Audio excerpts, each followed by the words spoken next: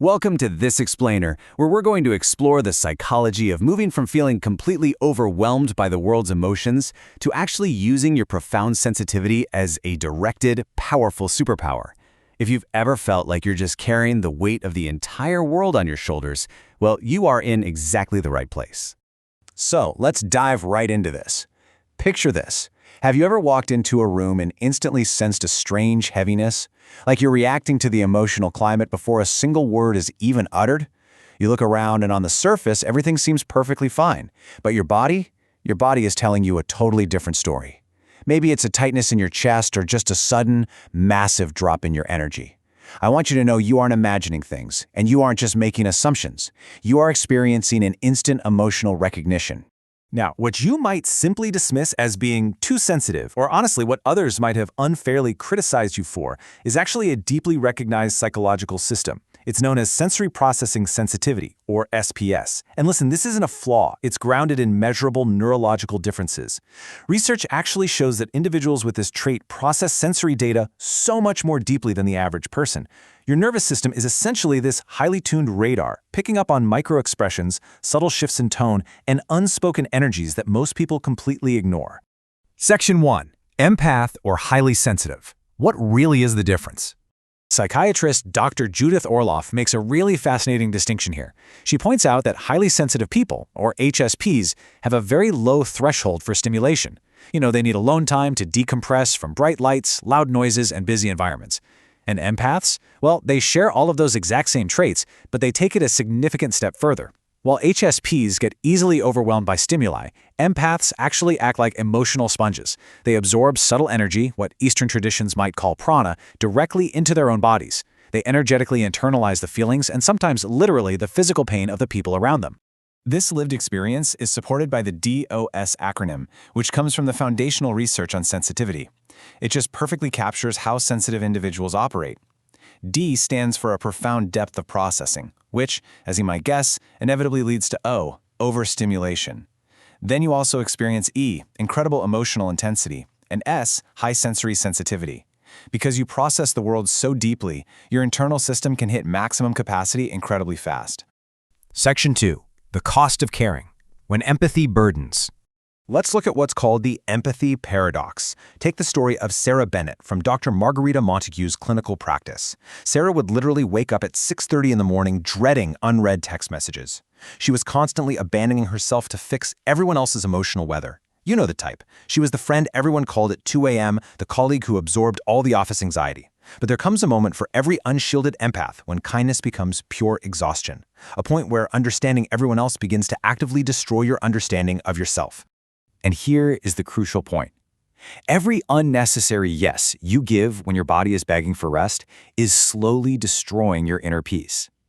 Empaths naturally want to reduce tension, right? We want to create comfort. So you say yes when you're overwhelmed. You say yes just to avoid conflict.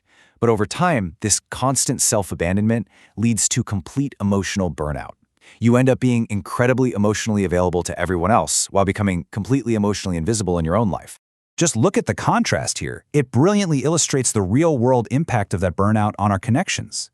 A healthy relationship is built on emotional safety, mutual respect, and this beautiful sense of balance. But without limits, empaths tend to provide endless patience to toxic personalities who basically drain their life force. Manipulative individuals are drawn to empaths specifically because empaths offer unlimited emotional access and forgiveness. In a manipulative dynamic, the empath just experiences relentless confusion, anxiety, and constant self-doubt. Section 3. Emotional architecture. Building your shield. Okay, as we shift gears toward solutions, I really want you to remember this powerful truth. Boundaries are not walls designed to punish people, they're filters designed to protect your emotional health. I know a lot of empaths fear that setting boundaries will make people leave them, but the deeper truth is that boundaries do not destroy healthy relationships. They simply reveal the unhealthy ones that were benefiting from your lack of limits. Actually, if someone gets angry when you say no, they are showing you exactly why you needed to say no in the first place. To build these boundaries, you have to develop what we call somatic literacy. By practicing this step-by-step process, you stop reacting blindly to emotional overload, and instead you turn your body into a structured, highly accurate feedback system. First, just pause. Don't react. Second, locate exactly where that feeling is sitting in your physical body. Third, label it with precision. Is it anxiety, grief, or are you honestly just fatigued? And finally, the absolute most important question an empath can ask: is this emotion actually mine, or did I just absorb it from someone else? Once you know what is yours and what isn't, you'll quickly discover that silence and solitude are absolutely essential tools. Solitude is not loneliness, guys. It is the space where you process that absorbed energy. And silence? Silence is a masterclass in self-control. You stop over-explaining yourself to people who are committed to misunderstanding you. You stop rushing in to fix tension that simply isn't your responsibility. And by doing that, you finally reclaim your energy. To truly understand what a grounded boundary looks like in action, we can actually look to nature. Dr. Montague famously uses these majestic Frisian horses in her retreats to prove this exact point. It is absolutely fascinating. These sensitive animals flawlessly mirror human emotional states. You literally cannot fake a boundary with a horse. You can't pretend to be calm if your internal energy is completely chaotic. They teach us that true boundaries aren't just the words you say out loud, they are the authentic, grounded presence you hold within yourself. Section 4. Compassionate detachment. Care without fusion. We call this compassionate detachment, and it is a highly advanced form of emotional intelligence.